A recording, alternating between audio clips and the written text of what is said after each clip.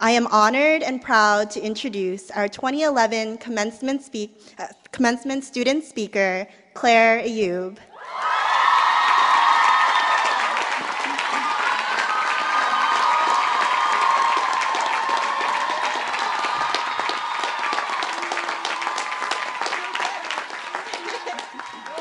No food, folks.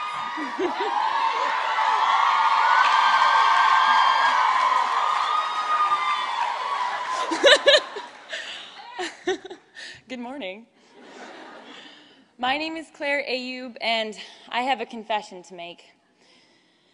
About this time 4 years ago, as I held my letter of admission in my hands and my father wept with joy at the prospect of paying a third college tuition, I came to a terrifying conclusion. Wellesley College had totally admitted me by accident. I wanted to believe that I was Wellesley material, but after reading that letter for the umpteenth time, I had to face reality, which was this. Somewhere, far away, in some really interesting part of the world, a high school senior by the name of Blair Ayoub had received my rejection letter by mistake. You see, Blair Ayoub was the perfect Wellesley woman. She had a 5.3 GPA, unweighted, of course. Perfect SAT scores, a slew of awards for her humanitarian efforts, and really great hair.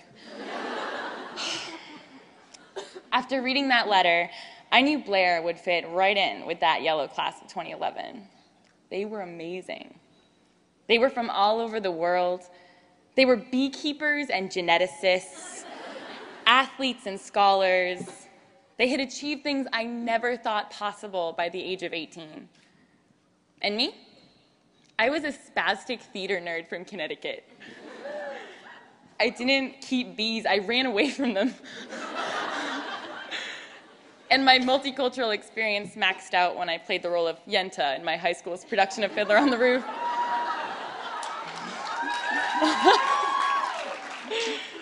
Who was I kidding?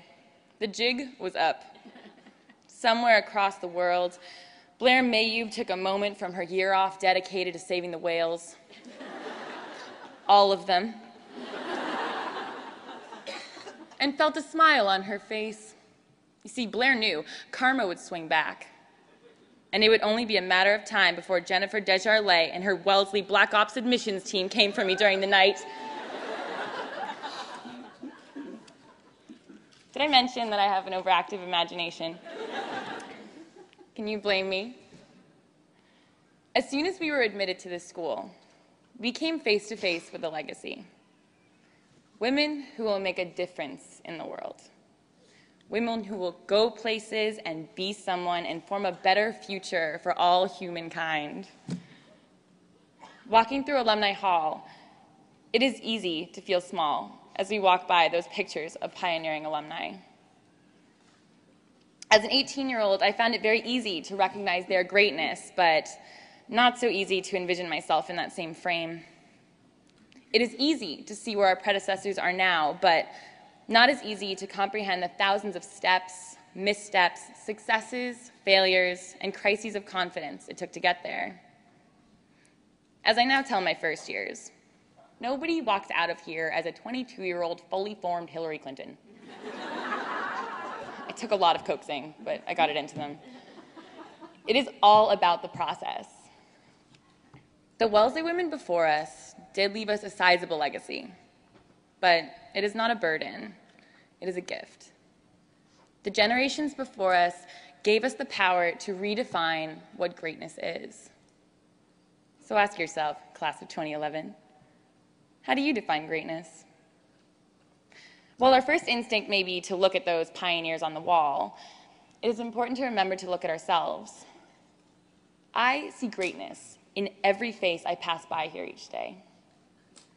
I have seen friends get published for their beat poetry, friends who produced breathtaking works of art, friends who spent months in a lab researching better treatment for diabetes, and remarkable women who run a network to give better opportunities to blind youth in Lebanon.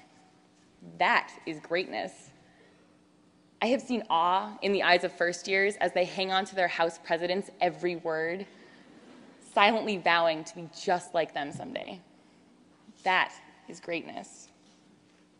I see women who will protest, women who will yell, women who will laugh and cry, sometimes at the same time.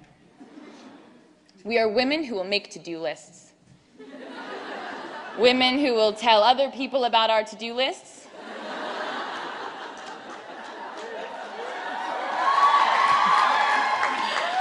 And women who will get angry when other people tell us about their to-do list because don't they know how much work we have to do? Sorry. I suppose accepting our quirks is greatness in itself. But most importantly, I see an army. Everyone has a place, everyone plays a part, everyone has a skill, and together we're unstoppable. But there's something else. To me, greatness is synonymous with happiness. It is about looking back and seeing a life well spent. It is about embracing who you are, not who you think you should be. Sure, Blair Ayoub may have the body of a goddess and the ability to speak fluent whale. But I have something different. I have a laugh that shakes mountains. I have a drive to do everything I can to make people smile, and a love of storytelling that knows no bounds. But most importantly, I have you. After 4 years at Wellesley College, I finally have my definition of our legacy, and it's you. You are all my greatness. You are all my happiness. You are all my time well spent. Not just in the past 4 years, but for all the decades to come. This is the key to our legacy.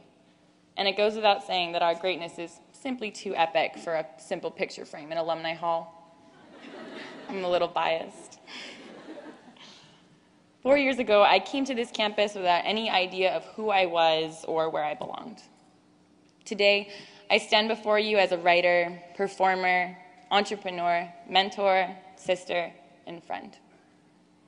Today, I see the faces of mentors and friends, some of whom feel a little more like family, and wonder how I can ever leave.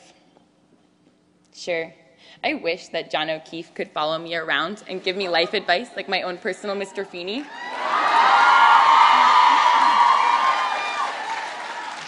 But that's probably not going to happen. Unless, could you? No? Okay. Women who will double check.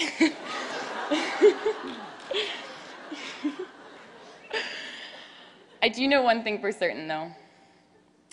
If I get hit by the Peter Pan bus today, as I always suspected I might, I can honestly say that I would die happy because I got to know all of you. I got to see the beginning of our legacy, and I cannot wait to see where we will go. So thank you, my golden class of 2011. Congratulations, and enjoy the journey. Thank you.